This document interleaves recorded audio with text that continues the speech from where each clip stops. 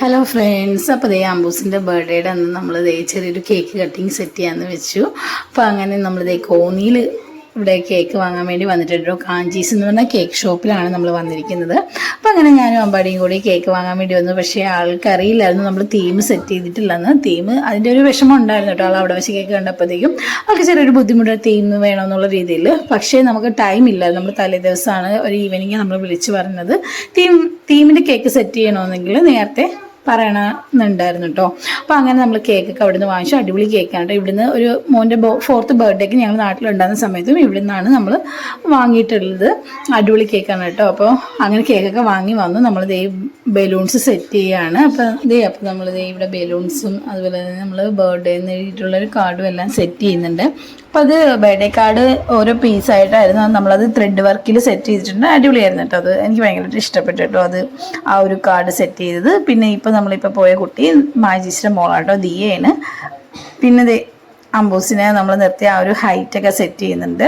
അപ്പോൾ അങ്ങനെ അമ്പാടി ഭയങ്കര ഹാപ്പി ആയിരുന്നു കേട്ടോ. അമ്പാടി ഒട്ടും പ്രതീക്ഷിച്ചില്ല നമ്മൾ ഇങ്ങനെ ഒരു സെറ്റപ്പൊക്കെ റെഡിയാക്കുന്ന കാര്യം. അവൻ്റെ അച്ഛനും കൂടി ഉള്ള സമയത്തായിരുന്നു നമ്മൾ ഇതെല്ലാം സെറ്റ് ചെയ്യുന്നത്.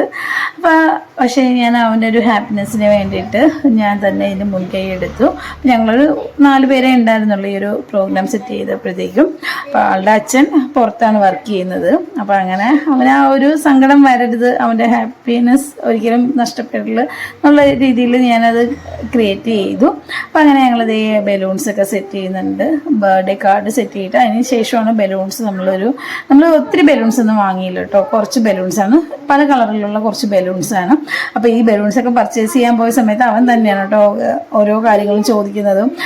കടയിൽ ചെന്നിട്ട് ബലൂൺസ് വേണം, അത് വേണം, ഇത് വേണം എന്നൊക്കെ അവൻ്റെ ഇഷ്ടത്തിനുള്ള കാര്യങ്ങളൊക്കെയാണ് എല്ലാം വാങ്ങിയതും. അപ്പോൾ അങ്ങനെ അതിൻ്റെ ഒരു വീഡിയോസ് ഉണ്ട്, അത് ഞാൻ പുറകിലിടാം കേട്ടോ. അപ്പോൾ എഡിറ്റ് ചെയ്യാൻ കുറച്ച് ലേറ്റായി പോയി നമ്മൾ. അപ്പോൾ അങ്ങനെ നമ്മളിതേ ബലൂൺസും എല്ലാം സെറ്റ് ചെയ്തു. ഇനിയിപ്പോൾ അവന് ആ കേക്കും കൂടി അറേഞ്ച് ചെയ്ത് വെക്കുക, കട്ട് ചെയ്യുക. അപ്പോൾ അത് അങ്ങനെ ഒരു ചെറിയൊരു പ്രോഗ്രാം മാത്രം കേട്ടോ. അപ്പോൾ അങ്ങനെ നമ്മൾ എല്ലാം സെറ്റ് ചെയ്ത് അവൻ്റെ ഡ്രസ്സും ചെയ്ത് ബർത്ത്ഡേക്ക് എടുത്ത ഡ്രസ്സാണ് കേട്ടോ.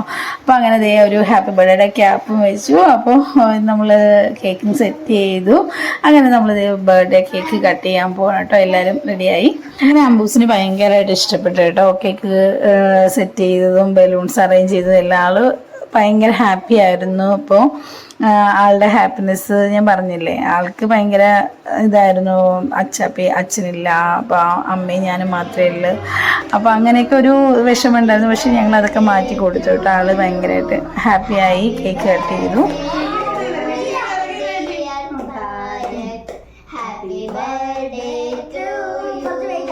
അങ്ങനെ അമ്പൂസിൻ്റെ 8ാമത്തെ ബർത്ത്ഡേയുടെ കേക്കൊക്കെ കട്ട് ചെയ്തു. ശരിക്കും അമ്പാടിയും ഞാനും അമ്പാടിയുടെ അച്ഛനെ മിസ് ചെയ്യുന്നുണ്ടായിരുന്നു കേട്ടോ ഈ ഒരു സമയത്ത്. അപ്പോൾ അങ്ങനെ കേക്കൊക്കെ എല്ലാവർക്കും വിഷ് കൊടുത്തു. ആൾ ഭയങ്കര ഹാപ്പി ആയിരുന്നു കേട്ടോ. അപ്പോൾ ഇതിൻ്റെ ഇടയ്ക്ക് നമ്മളൊരു കാര്യം വിട്ടുപോയി. ആൾ തന്നെയാണ് ആളുടെ ബർത്ത്ഡേക്ക് വേണ്ടിയിട്ട് ബലൂൺസും അതുപോലെ തന്നെ എല്ലാ ഐറ്റംസും ആൾ തന്നെയാണ് ചൂസ് ചെയ്തിരുന്നത്. അപ്പോൾ ഈ പാർട്ടി പേപ്പർ പൊട്ടിക്കാൻ വേണ്ടിയിട്ട് എല്ലാവരും മറന്നുപോയി. അങ്ങനെ അത് പാർട്ടി പേപ്പർ പൊട്ടിക്കാൻ വേണ്ടിയിട്ട് നോക്കുകയാണ് കേട്ടോ. അപ്പോൾ അമ്പൂസ് കുറച്ച് ട്രൈ ചെയ്ത് നോക്കുന്നുണ്ട്, നടക്കുന്നില്ല.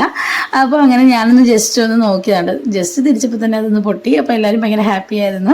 അങ്ങനെ അത് നമ്മൾ കേക്കിൽ വീഴാതിരിക്കാൻ വേണ്ടി നമ്മൾ നോക്കിയിട്ടുണ്ട്. കേക്കിലൊന്നും അധികം വീണിട്ടില്ലായിരുന്നു പാർട്ടി പേപ്പർ.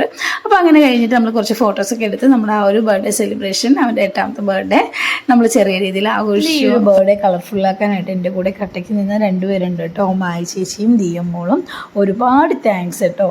അപ്പോൾ ഇവരുടെ കൂടെ സപ്പോർട്ട് ഉള്ളതുകൊണ്ടാണ് ഈ ഒരു രീതിയിൽ സെലിബ്രേറ്റ് ചെയ്യാൻ പറ്റിയത്. അപ്പോൾ നമ്മുടെ വീഡിയോസ് ഇഷ്ടപ്പെട്ടവർ ലൈക്ക് ചെയ്യുക, കമൻറ്റ് ചെയ്യുക, സബ്സ്ക്രൈബ് ചെയ്യുക. നെക്സ്റ്റ് വീഡിയോയിൽ കാണാം. Bye bye.